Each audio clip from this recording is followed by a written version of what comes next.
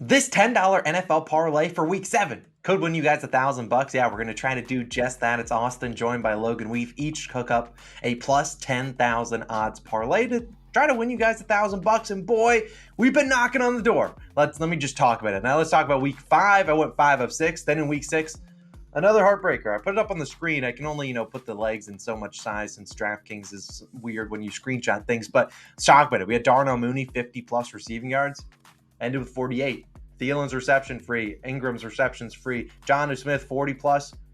He ends with 36. And then Devontae Smith, we needed 70 plus. He had 44, had 11 targets, dropped some balls, and then CMC's touchdown was free. So we were knocking on the door, almost getting those first 5 legs in the 1 o'clock window just to move to Devontae Smith, which honestly, I'm not mad that Mooney and Smith didn't get it done because Devontae Smith would have been agonizing watching him drop some balls. But we have been so close. Like I said, knocking on the door. You guys know we're going to get one of these. If you have been round robining these, you've been cashing out big time. Let's go 6 for 6 this weekend. As always, if you are new, do us a favor, hit that subscribe button. We have a bunch of other NFL videos on the channel. We have a player props video posted, earlier on today. We had our spread picks and some more props. A ton of different content. Go just click our channel. I'll link some at the end of this video as well. And as always, we are on DraftKings, where if you want to get $200 in bonus bets plus a no sweat same game parlay, which means a risk-free one for every game of the NFL season, well, take advantage of it. Claim top link in description. Sign up with our link. You make a $5 money line bet, then you get $200 in site credits, win or lose, and then they give you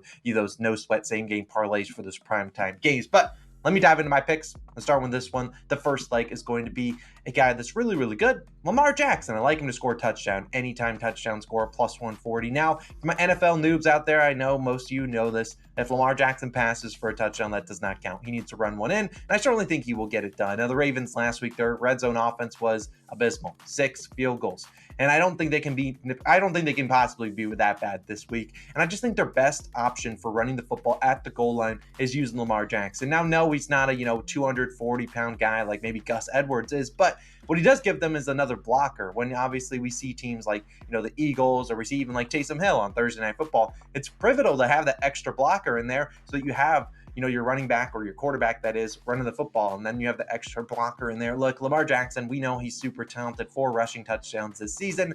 I think even against a very stout Lions defense, you need that extra blocker in there. We know Lamar can do it. He's crazy. He's really talented. He's my first pick of the weekend, anytime touchdown. Now, my second leg is going to be my biggest odds one in my parlay. It's going to be Amari Cooper of the Cleveland Browns, 90 plus receiving yards, plus 255. Now, 100 plus, sure, you could say I'm weaning out, not going to 100 plus, but Amari Cooper has ended on 90 on the dot once this season. I do think he can get over 100, and I don't want to say that's necessarily too crazy, but I'll take my chances here at 90 plus. I don't need to go too crazy to get that. But 255, still great value against a Colts team that has a very stout rushing defense. If honestly I were to make an underdog, long shot money line, I think the Browns might lose this game to the Colts. Makes no sense after they beat the 49ers and the Colts looked like just trash last week. That's just how the NFL normally works. We've seen Cooper have 3 games this season with 90, 108, and 116 yards. The Colts have allowed 6 wide receivers to get over 70 yards, 4 of them to get over 100 yards. We only need 90 here. They're giving up the second most yards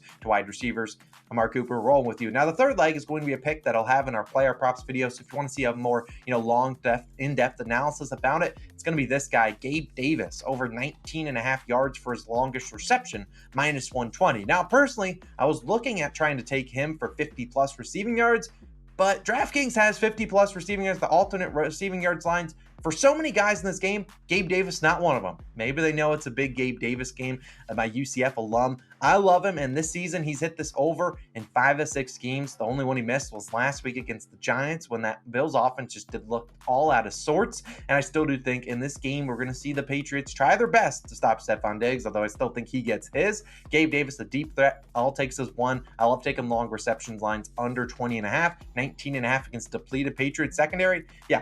Count me in. The fourth and fifth leg will be a combined same-game parlay, relying on 2 wide receivers in the same game on the same team. Puka Nacua, 60-plus receiving yards, and Cooper Kupp, anytime touchdown score. This is plus 242 combined together. Now, everyone's going to be on Kupp yards, and reasonably so. Kupp's a beast. he'll be able to do his thing. But I also think that the Steelers, which have been getting abused by wide receiver ones, probably going to get abused by another wide receiver one or two. Nakua, we've seen him dominate with Kupp. Sure, Kupp's back. We've still seen him play pretty well. Last week, just a down week for Puka. 4 receptions, 7 targets for only 26 yards. I think they get things going here, and why I like, so I think he gets 60 receiving yards pretty easily. Now, for the Cooper Kupp touchdown, we know Kyron Williams is out. Darrell Henderson could be the RB1 for the Rams on Sunday. Yeah, I don't think they're going to run the ball a ton. Stafford knows Kupp. They're the number one target there. When you get to the red zone, you could even triple team Cooper Kupp. When he's running routes and Stafford's throwing it before he even makes the cuts, it's pretty hard to stop. I really think Cooper Kupp scores a touchdown. I think Nakua has a big day, 60 plus receiving yards. And my final leg will be a tight end, Zach Ertz of the Arizona Cardinals, over 24.5 receiving yards, minus 110. Now,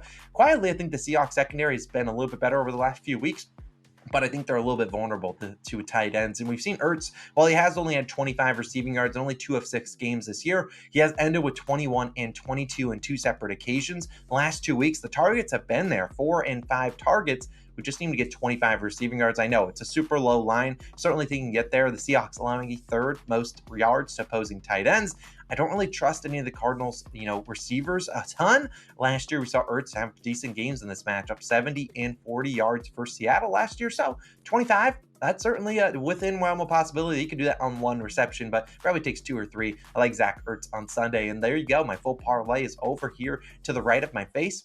I think this could be the week. I know it looks a little bit weird, but sometimes the weird ones are the way you cash it. I like all 6 of the legs I cooked up. As always, you can let me know your favorite legs down below, or you can just tail maybe a leg or two if you like those specifically. Combine it with your own picks. I think I just made you $1,000. I really like the last 2. We've been so close. This is the week we get it done. 6-0. Boom. $1,000. But Logan, I'm gonna let you recap yours last week as well as dive into yours for Sunday. What you got for the people? Yeah, unfortunately, mine last week was not my best work because it ended on the first leg in London. Oh my gosh, Derrick Henry over in rushing attempts. That one was shot. Titans didn't run King Henry, and how did that work out for you? Yeah, it took a juicy L in London. Thanks for that. Mike Evans unfortunately did not hit his alt receiving, but we did pick up a few, legs cashing with Jalen Hurts and Stephon Diggs over, 100 plus. Hint, hint. You might see that one repeating. Cooper Kupp ended on the hook in receptions, and Devontae Adams did not get a touchdown last week. But that's okay, because you know what?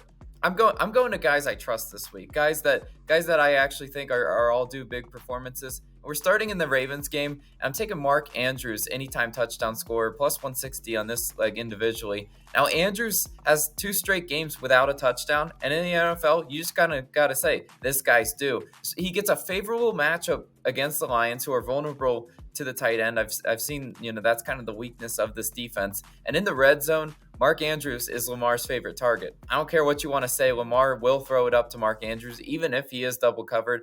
Mark Andrews talented enough to come down with those contested catches, and I really do think he gets into the end zone today as the first leg. Now let's go to the second leg. As I mentioned, Stephon Diggs, if it ain't broke, don't fix it. 100 plus receiving yards, plus 125. Diggs faces a terrible Patriots secondary. Diggs also has 100 plus yards in 5 out of 6 games this year. The hit rate on this one is just ridiculous. And, against a better secondary last year for the Patriots, Diggs still had 104 and 92 yards receiving in those games.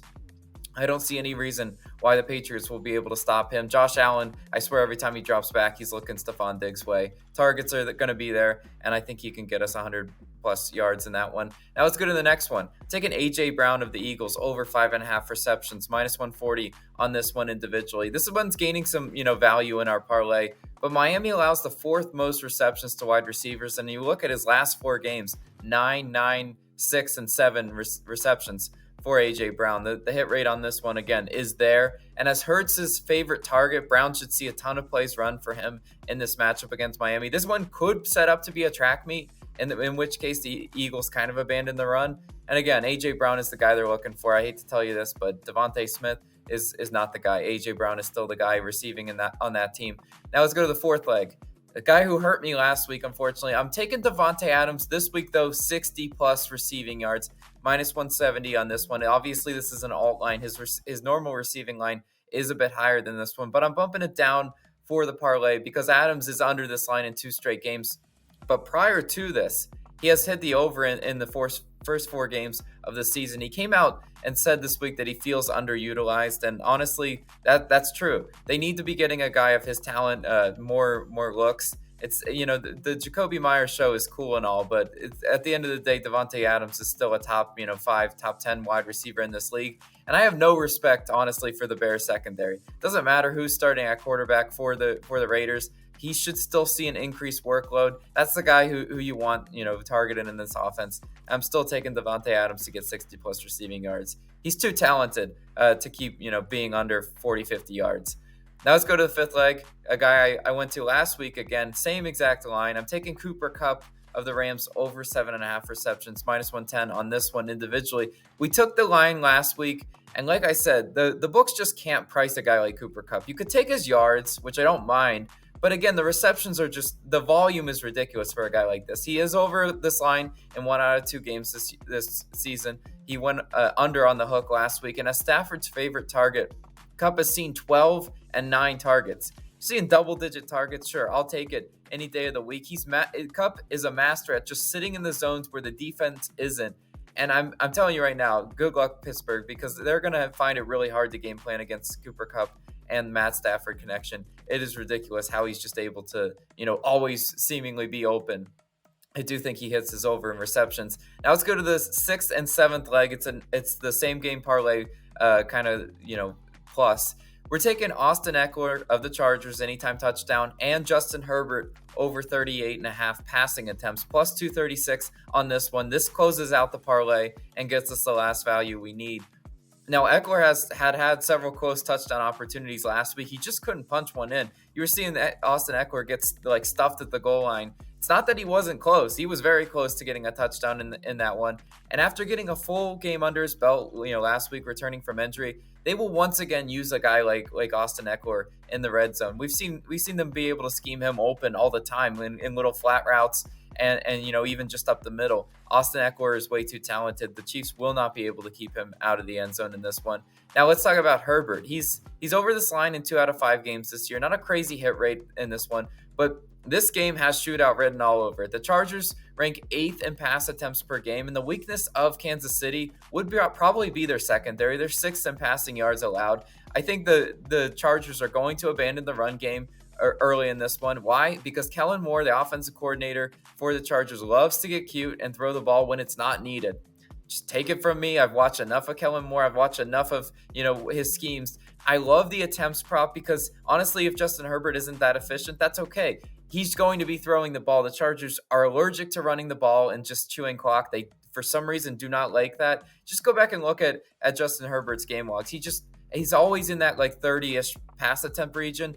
And I think he gets a little bit more in this one to close out the parlay. That's $10 to pay out $1,021.69. That's real nice, Austin. I think it stands a great chance of cashing. Yeah, that I really like the one you cooked up last week. I thought you had a good chance. Just could not get things going your way. I mean, it's hard to cash a $10 to win $1,000 parlay, but we've been close. We've both been cashing legs left and right.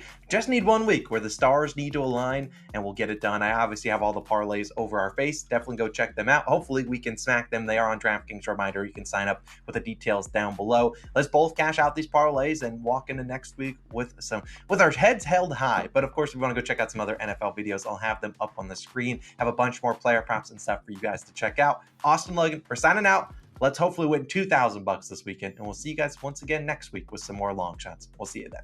Peace.